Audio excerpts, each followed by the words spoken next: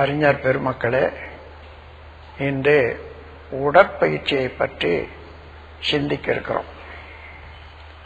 உடற்பயிற்சி எவ்வளவு மனிதனுக்கு அவசியமானது என்பதை எல்லாருமே, வயது வந்தவர்கள் எல்லோருமே தெரிந்து கொள்ளத்தான் வேண்டும். ஒரு காலத்தில் உடற்பயிற்சி பற்றி கவலை இல்லாத இருந்தது. ஏனென்றால் உழைப்பினால மக்கள் எல்லாருக்கும் உழைப்பினாலேயே பொருள் பெருக்கக்கூடிய ஒரு பயிற்சியும் ஒரு தேவையும் ஒரு வழக்கமும் இருந்தது. பிற்காலத்தில் தான் எல்லா பொருட்களும் விஞ்ஞான கருவிகள் கொண்டு இண்டஸ்ட்ரீஸில், அதாவது தொழிற்சாலையில் செய்கிற போது உழைப்புக்கு தேவையில்லாத போச்சு. ஆனாலும் உடல்ல உள்ள உறுப்புகளெல்லாம் நல்ல முறையில் இயங்கினால்தான் உடல் நலமாக இருக்கும். ஏனென்றால் அந்த மாதிரி சமயத்தில் நாம் செயற்கையாகவே உடல் இயக்கத்துக்கு, உழைப்புக்கு பதிலாக உடல் இயக்கத்துக்கு பயிற்சி அளிக்க வேண்டியது அவசியம். இப்போ இந்த நாட்டு பண்பாட்டுப்படி பார்த்தீங்கன்னா, பெண்களுக்கெல்லாம் நடனம் கற்றுக் கொடுத்தாங்க, ஆண்களுக்கெல்லாம் ஸ்போர்ட்ஸ், எல்லா விதமான விளையாட்டுகளையும் வற்புறுத்தி சொல்லி வச்சாங்க. இது ஓரளவில் மறைமுகமாக நமக்கு எல்லாருக்கும் உடற்பயிற்சி தேவை என்றதை எடுத்து காட்டுது. அத இப்போ எல்லாருக்கும் அது நடனமோ அல்லது மற்ற ஸ்போர்ட்ஸ் விளையாட்டுகளோ கொடுத்தா நல்லதுதான். அது முடியுதான்னு பாருங்க, முடியல. அதனால உடற்பயிற்சி என்பது சரியான முறையில் தெரிந்து கொண்டா ஒவ்வொருத்தரும் வீட்டிலேயே அவரவர்கள் தெரிஞ்சு கொள்ளலாம். இதோட இன்னும் ஒரு தொடர் கல்வி வரணும். அதாவது தொடர்பாக நமது கலாச்சாரம் வரணும். அது என்னன்னா, இப்போ காலையில் எழுந்தா எல்லாரும் உடற்பயிற்சி செய்யணும். அப்பா செய்யறாங்க, அம்மா செய்யறாங்க, மகளும் செய்யணும், மகனும் செய்யணும் என்ற அளவில் காலையில் எழுந்த உடனே அந்த உடற்பயிற்சி செய்யணும் என்ற அவசியம் ஒவ்வொருத்தருக்கும் பழக்கத்தில் வந்துடணும். எது நன்மையோ அது பழக்கத்துக்கு கொண்டு வந்தாதான் அது சிரமம் இல்லாத இருக்கும், சரியானபடி செய்யவும் முடியும். அது மாத்திரம் இல்லை, அதை பழக்கத்தை கொண்டு வந்து ஒரு கலாச்சார பண்பாக மாறி போனா ஒருத்தருக்கு ஒருத்தர் செய்யற போது வெக்கப்படவோ கூச்சப்படவோ தேவையில்லை. சிலருக்கு ஏதோ காலையில இருந்து எக்ஸசைஸ் செய்யறாங்கன்னா கூச்சப்படுவாங்க. அதெல்லாம் தேவையே இல்லை.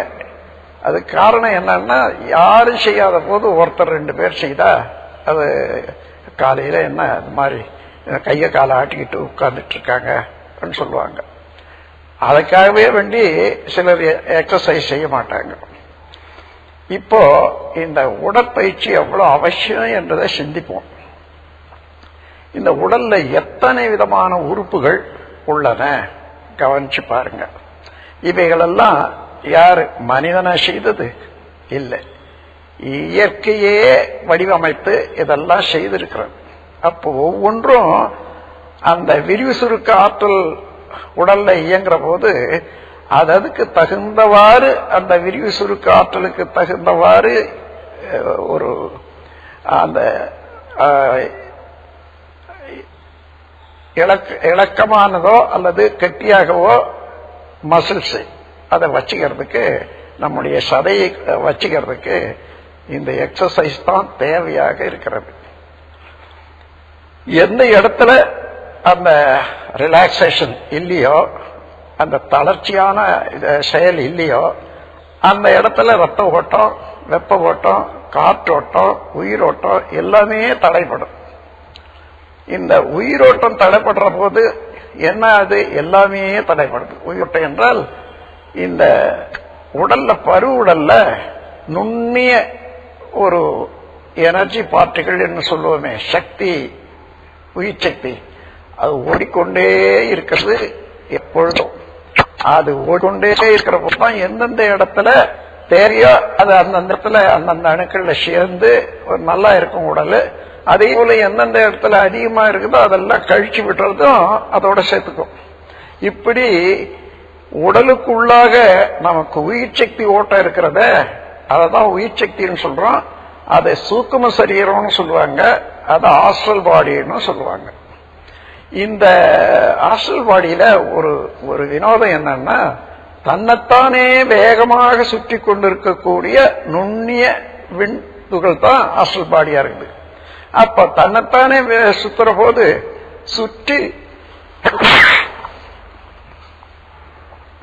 சுற்றி இருக்கக்கூடிய ஒரு அழுத்தம் இருக்கிறதே, இறைவெளியின் அழுத்த ஆற்றல். அப்படி சுத்தி அதை அழுத்துற போது அந்த இறையாற்றலுக்கும் சுழற்சிக்கும் உள்ள ஃபிரிக்ஷன், உரசல், இந்த உரசல்ல அலை எழுந்திருக்கும். அந்த அலை தான் உடலுக்குள்ளாக சிவகாந்தம்னு சொல்றோம், வெளியில அத வான்காந்தம்னு சொல்றோம். அப்போ சிவகாந்தமோ வான்காந்தமோ உயிர் சக்தி சுழல்ல இருந்து தான் வருகிறது. அப்படி வரக்கூடியத உடல்ல சேமித்துக் கொள்ளுது. அது மையப்புள்ளி அதிகமாக அழுத்தம் ஏற்படுவதனால அந்த மையப்புள்ளி தான் நமக்கு கருமையம் என்று சொல்றோம், ஜெனட்டிக் சென்டர் என்று ஆங்கிலத்தில் சொல்லுவாங்க. அந்த கருமையத்துல தான் நம்ம உயிர் சக்தி, அதாவது ஜீவகாந்த சக்தி எல்லாம் அழுத்தி கொண்டு இருக்கிறது, இறுகி எப்பொழுதும் ஈர்ப்பாக இருக்குது. இந்த சக்தி தான் விரிந்து கொண்டு இருக்கிற போது புலன்கள் மூலமாக அழுத்தமா, ஒளியா, ஒலியா, சுவையா, மனமாக தன்மாற்றம் பெற்றுக்கொண்டே இருக்கிறது அல்லவா. இதுதான் பஞ்ச தன்மாத்திரை என்று சொல்வார்கள். இதுதான் எல்லா உணர்ச்சிகளுக்கும் காரணம், உடல் இயக்கத்துக்கும் காரணம். இது மாதிரி ஒரு இயக்கம் நடைபெற போது உடல் முழுவதும் இந்த காந்த சக்தி ஓடுது இல்லையா. எங்கேயாயிலும் ஒரு சிறு தடை ஏற்பட்ட அங்க அது வெளியாகுது, நேரா ஓடிக்கொண்டே இருக்கிறது டைவர்ஷன், குறுக்கீடு. அதனால அந்த சமயத்துல நமக்கு உணர்தலாக தெரிகிறது. ஏன்னா அதே காந்த சக்தி தான் மனமாக இருப்பதனால மனம் எந்த அளவு அந்த சக்தி வெளியேறுது, எந்த இடத்துல வெளியேறுது என்பதை உணர்ந்து கொள்றதுதான் உணர்வு. இதுதான் சாதாரண பொருட்களுக்கும் ஜீவன்களுக்கும் உள்ள வித்தியாசம், இந்த உணர்வு தான். அப்ப அந்த உணர்வு சாதாரணமாக உடலை பாதிக்காது இருக்கிற அளவுக்கு இருக்கிற வரைக்கும் உணர்வாகத்தான் இருக்கும், தொட்டா தெரியுதுன்றது நம்ம உணர்ந்து கொள்றோம். ஆனா கொஞ்சம் அதிகமாக போனா ஓடிக்கிட்டு இருக்கக்கூடிய அந்த ஜீவகாந்தத்தை தடைப்படுத்துது. அந்த தடை என்ன ஆகுது, எந்த இடத்துல காந்த சக்தி அழுத்தம் ஏற்பட்டாலும் ஒரு அளவுக்கு மேல அது மின்சக்தியாக மாறிடும். மின்சக்தியா மாறுற போது நமக்கு பொறுக்க முடியல, அது ஒரு துன்ப உணர்வாக இருக்கிறது. அப்ப துன்ப உணர்வு என்று உடல்ல எந்த இடத்துல ஏற்பட்டாலும் நம்ம உடல்ல ஓடிக்கொண்டே இருக்கக்கூடிய ஜீவகாந்த சக்தி அந்த இடத்துல தடைப்பட்டு விட்டது என்றது அர்த்தம். அதன் பிறகு அது ஏதோ தடைப்பட்டது உடனே நீங்கி போச்சுன்னு சொன்னா அது வலி எடுத்தது சரியா போச்சு. ஆனா நீடிச்சதுன்னு வச்சுங்க, நீண்ட நேரம் அந்த தடை, அந்த நீண்ட நேரம் தடையா இருக்குமே ஆனால் விரிந்து கொண்டே இருக்கும் அந்த தடை. அப்போ விரிந்து கொண்டே இருக்குன்னா அளவுல உடல்ல பரவலாகவும் வரும், காலத்தாலேயும் நீளம். அம்மாதிரியான தடையத்தான் வியாதின்னு சொல்றோம். எந்தெந்த உறுப்புல இந்த தடை ஏற்படுதோ அதுதான் வியாதி. அப்போ இந்த தடை தான் ஷார்ட் சர்க்யூட்னு ஆங்கிலத்துல சொல்லுவாங்க, தமிழ்ல மின்குறுக்குன்னு சொல்றோம். இந்த மின்குறுக்கு இப்போ விளக்குல ஷார்ட் சர்க்யூட் ஏற்பட்டா விளக்கு நின்று போவோம், அது பீஸ் ஆகும். ஆனா சில சமயம் அதிகமாக இருந்தது அந்த ஷார்ட் சர்க்யூட் மெயின் சுவிட்சே போயிடும். அதே போல நமக்கும் அப்படி ஷார்ட் சர்க்யூட் அதிகமானா எந்த இடத்துல எந்த வியாதியினாலேயும் அது கருமையத்தை பாதிச்சு அங்கேயே ஃபியூஸ் ஆயிட்ட போற போது, அங்கேயே ஷார்ட் சர்க்யூட் வந்துட்ட போது கருமையும் உடைந்து விடும். அதாவது அங்க உள்ள நரம்புகள் எல்லாம் இயக்கத்தை மாற்றிக்கொள்ளும். அப்போ அங்க கருமையத்துல காந்த சக்தி அழுத்தம் ஒண்ணு இருக்குது, உயிர் சக்தியினுடைய அழுத்தம் ஒண்ணு இருக்குது. அதுக்கு மேலாக 12 வயதுக்கு மேற்பட்டவர்களுக்கெல்லாம் சர்ப்ளஸாக இருக்கக்கூடிய செக்ஷுவல் வைட்டல் ஃப்ளூயிட், விந்து நாளம், அதுவும் அங்கதான் மையம் கொண்டிருக்கும். ஆக இந்த 3 இயக்கமும் சேர்ந்து சரியாக இருக்கிற போதுதான் மனித உடல் ஆரோக்கியமா இருக்குது, எல்லா உணர்வுகளும் நல்லா இருக்குது சொல்றோம். இப்ப அதுவே அந்த ஷார்ட்ஸ் குட்டால மின் குறுக்கால அது உழைஞ்சு போச்சுன்னா வித்து வெளியேறிடும், ஜீவகாந்த சக்தி வெளியேறிடும், உற்பத்தியும் இருக்காது.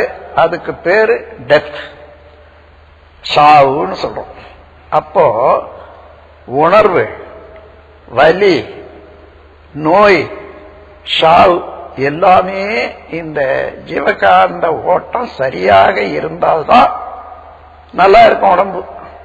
அது ஏதாயிலும் கொஞ்சம் முரண்பட்டு இதால் தடுத்ததே ஆனால் இது உடல்ல நோயாகவும் வருது. இதை தெரிந்து கொண்டா இந்த ஜீவகாந்த சக்தி ஓட்டம் தடைப்படாத இருப்பதற்கும், சிறு சிறு தடை இருந்தாலும் தானாகவே நீங்கிக் கொண்டு அந்த ஓடுவதற்கு ஏற்றவாறு நாம் அந்த ஜீவகாந்த சக்தியை உடல்ல போதிய அளவுல வச்சுக்கணும். அதுக்கு என்ன செய்யணும் சொன்னா, நாம் எந்த செயல் செய்தாலும் அதனால அந்த ஜீவகாந்த அலை பாதிக்கத்தான் படும். ஆனா அதை நல்ல முறையில நாம் சேமிச்சு வச்சுட்டு இருந்தோம்னா சக்திய, அப்படி பாதிக்கக்கூடிய அளவில் ஏற்பட்ட எந்த தேக்கமும் உடனடியா நிவாரணம் ஆயிடும். அப்படி நிவாரணம் ஆகிற அளவுக்கு நாம் பயிற்சியினால, உடற்பயிற்சியினால இந்த ஜீவகாந்த சக்திய ஓட்டத்தை சரியா வச்சுக்கணும். அதுக்கு என்ன செய்யணும்? ரத்த ஓட்டம், வெப்ப ஓட்டம், காற்றோட்டம், இந்த 3 சரியா இருக்கணும் நம்ம உடல்ல. காற்றோட்டம் என்பது சுவாசம், நுரையீரல் சரியானபடி இயங்கணும். ரத்தம் உடல்ல ஓடிட்டு இருக்குது இல்லையா, அந்த ரத்த ஓட்டம் சரியாக இருக்கணும், எந்த இடத்துலயும் தடை இல்லாத. வெப்ப ஓட்டம் நமக்கு அந்த ரத்தத்துல உள்ள ரசாயனங்கள் சரியான முறையில இயங்கணும்னு சொன்னா 98.66 ஒரு நம்ம உடல் சூடு அந்த அளவு இருந்தாதான் ரத்தத்துல உள்ள கெமிக்கல்ஸ், ரசாயனங்கள் சரியாக இருக்கும். அப்படி பார்த்து கொள்றதுக்கு நாம் வேண்டிய ஏற்பாடு செய்து கொள்ளணும். அதன் பிறகு இப்படி அதை தெரிந்து கொண்டு அதை மாதிரி நடந்து கொள்ளணும்னா, ரத்த ஓட்டம், வெப்ப ஓட்டம், காத்தோட்டம் இதுல ஏதாயிலும் கொஞ்சம் முன்ன பின்ன இருக்குமே. ஆனாலும் இந்த உடல் பயிற்சி செய்யற போது அந்த பயிற்சியினால தடை ஏற்படாத நாம் ஓட்டம் வச்சுட்டோம்னா அது நம்முடைய ஜீவகாந்த சக்தி சாதாரணமாக எவ்வளவு இருக்கணுமோ அவ்வளவு இருக்கும். அதனால என்ன ஆகுது, எந்த இடத்துலயாலும் ஒரு சிறு தடை ஏற்பட்டா உடனே அந்த தடையை நம்ம இருப்பு சக்தியானது நீக்கிவிடும். ஆகையினால உடல் பயிற்சியின் மூலமாக இந்த ரத்த ஓட்டம், வெப்ப ஓட்டம், காற்றோட்டம் சரியாக இருக்க பார்த்து கொண்டோமானால் ஜீவகாந்த ஓட்டம் நல்லா இருக்கும், போதிய அளவு சேமிப்பு இருக்கும். அதனால எந்த இடத்துலையும் நோய் வராத பார்த்து கொள்ளலாம். ஆகையினால இந்த உடல் பயிற்சி என்பது மிகவும் தேவை. அப்படி ஏதாயிலும் சிறு தடை ஏற்பட்டதுன்னா கூட தானாக சரியாயிடும். அதுக்கு நம்ம உடல் உள்ள எல்லா உறுப்புகளும் முறையாக இயக்கி பயிற்சி செய்யணும். ஏதோ ஒரு உறுப்பு பயிற்சி செய்தா மாத்திரம் போராது, அது அப்படி இல்லை. உடல்ல உள்ள எல்லா செல்களும் நல்ல முறையில காந்த ஓட்டம் எடுத்துக்கிட்டு அது அதாவது வேலையை சரியா செய்யணும். இப்போ ஒரு செல்லுன்னு சொன்னா நம்ம உடல்ல உள்ள ஒவ்வொரு செல்லும் ஒரு லேபரேட்டரி சமமானது. லேபரேட்டரியில ஒரு மின்சாரத்தை கொடுக்கறாங்க, அது எத்தனை விதமான வேலை செய்யுது, அதுபோல ஒவ்வொரு செல்லுலையும் அத்தனை விதமான வேலை செய்து நமக்கு ரசாயனத்தை உற்பத்தி பண்ணது, காந்த சக்தியை உற்பத்தி பண்ணது, இன்னும் கெமிக்கல்ஸ், இன்னும் தேவையான சக்தி எல்லாம் உற்பத்தி செய்து ஒவ்வொரு செல்லும் இன்னொரு செல்லுக்கு அனுப்புது, இன்னொரு செல்லுக்கு அனுப்புது. உடல் முழுவதும் பரவிதான் இப்போ நம்ம உடல் நலமாக இருக்கிறதுக்கு காரணம். அப்போ அந்த மாதிரி இருக்கிறதுக்கு நாம் உடற்பயிற்சி செய்யணும். இப்போ உடற்பயிற்சியில ரத்த ஓட்டம், வெப்ப ஓட்டம், காற்றோட்டம்னு சொன்னேன். காற்றோட்டம் முதல்ல கவனிங்க. காற்றோட்டம் எப்படி வருது? மூச்சு விடுறதுனால, மூச்சு இழுக்கிறதுனால வர்றது. அவ்வப்போது புதிய நல்ல காற்றாக இழுத்து விடணும். அப்படி இழுத்து விடுறதுக்கு நமக்கு நுரையீரல் இருக்குது பாருங்க, அது சில சமயம் நாம் தெரியாததுனால, அலட்சியப்படுத்துறதுனால உட்கார்ற போது அல்லது சாதாரணமா படுக்கிற போதெல்லாம் அது சரியாக இயங்காத சுருங்க விட்டுடுறோம். எங்கேயோ மனசுல வச்சுக்கிட்டு அப்படியே வச்சுக்கிட்டு உட்கார்ந்துருக்கோம்னு வச்சுங்க, ஒரு பக்கத்துல விரிவு இருக்காது. மூச்சு ஓடும், விரிவு இருக்காது. அந்த விரிவு இல்லைன்னா போதிய அளவு காற்று இழுக்கிறது இல்லை, ஆக்சிஜன். அதனால ஒரு பக்கம் சுருக்கமாகவே இருக்கும். அது தொடர்ந்து அதே சுருங்கை வர வர வர வர வர நமக்கு தினந்தோறும் ஏற்றுக்கொள்ளக்கூடிய உள்காற்று, உள்சுவாசத்துக்குரிய காற்று குறைஞ்சிடும். அதனால பல துன்பங்கள் ஏற்படும். அதற்காக நுரையீரலுக்கு பயிற்சி வேணும். எந்த பயிற்சியா இருந்தாலும் நுரையீரலுக்கு பயிற்சி வேணும். அப்போ நுரையீரலுக்குன்னு எங்க போய் நீங்க எடுத்து நுரையீரலை கொடுத்து இயக்க முடியுமா? அதுக்காக கையை கால முறையாக எந்த பக்கம் நீங்க கையை அசைஞ்சால் நுரையீரல் விரியும் சுருங்கோன்றது தெரிஞ்சுக்கொள்ளணும். அதுக்கு தான் இப்போ ஒரு ஆள் அப்படி குனிந்து எழுந்திருக்கிறாங்கன்னு வச்சுங்க, அப்போ அதே நேரத்தில் நுரையீரல் அதுக்கு தகுந்தவாறு விரியவும் சுருங்கவும் ஏற்படும். உதாரணமா கையை நீங்க மேல தூக்குறீங்க, இப்ப மூச்சு விடுறீங்க, மூச்சு விட்டு பாருங்க, மேல, அதாவது extreme upper part of the lungs இயக்கம் வந்துடும். அதாவது கடைசியாக உள்ள மேல் பகுதி நுரையீரல் நல்லா இயங்கும். இப்படி சொன்னா அதே போல இப்படி போட்டு செய்தா கீழ்பக்கம் நுரையீரல் நல்லா வியும். இப்படி மாற்றி மாற்றி மாற்றி மாற்றி நுரையீரல் சரியானபடி இயங்குவது முதல்ல செய்யணும். அதற்கு இங்க என்ன செய்யறோம் பாத்தீங்கன்னா, மூச்சு பயிற்சி, நியூரோமஸ்குலர் பிரீத்திங் எக்ஸசைஸ் என்ற ஒரு பயிற்சியின் மூலமாக நுரையீரலுக்கு முழுமையாக எல்லா பக்கங்களுக்கும் விரிவு கொடுக்கிறோம். முதல்ல கையை சுத்துறது, அதுக்கப்புறம் கையை மேல தூக்கிறது, கீழே கொண்டு வர்றது, அதன் பிறகு ஒரு கையை இங்க தொப்புள் மேல வச்சுட்டு ஒரு கையை இப்படி வைக்கிறோம். இங்க என்ன நடக்குது பாருங்க, இந்த பக்கம் இடது பக்கம் நுரையீரல முன்பக்கம் அமைக்கிறோம், தடையா போச்சு. அப்ப நீங்க மூச்சு விட்டா இந்த பக்கம் பின்பக்கம் விரியும், இந்த பக்கம் முன்பக்கம் விரியும். அதே போல மாத்தி விடுற போது இந்த பக்கம் முன்பக்கம் விரியும், பின்பக்கம் விரியும். அந்த மாதிரி நுரையீரல முன்பக்கமும் பின்பக்கமும் கைகளை மாத்தி வைக்கிறதுனாலேயே இயக்கிடுறோம். அதே போல ரெண்டு கையும் காது மேல வச்சு மூச்சு விட்டு பாருங்க. அந்த மூச்சு என்ன ஆகுது, பின்பக்கம் நுரையீரல விரிக்கும். நீங்க விட்டு பார்த்தாதான் தெரியும். அப்ப பின்பக்கம் நல்ல விரியும் சுருங்கும், விரியும் சுருங்கும்.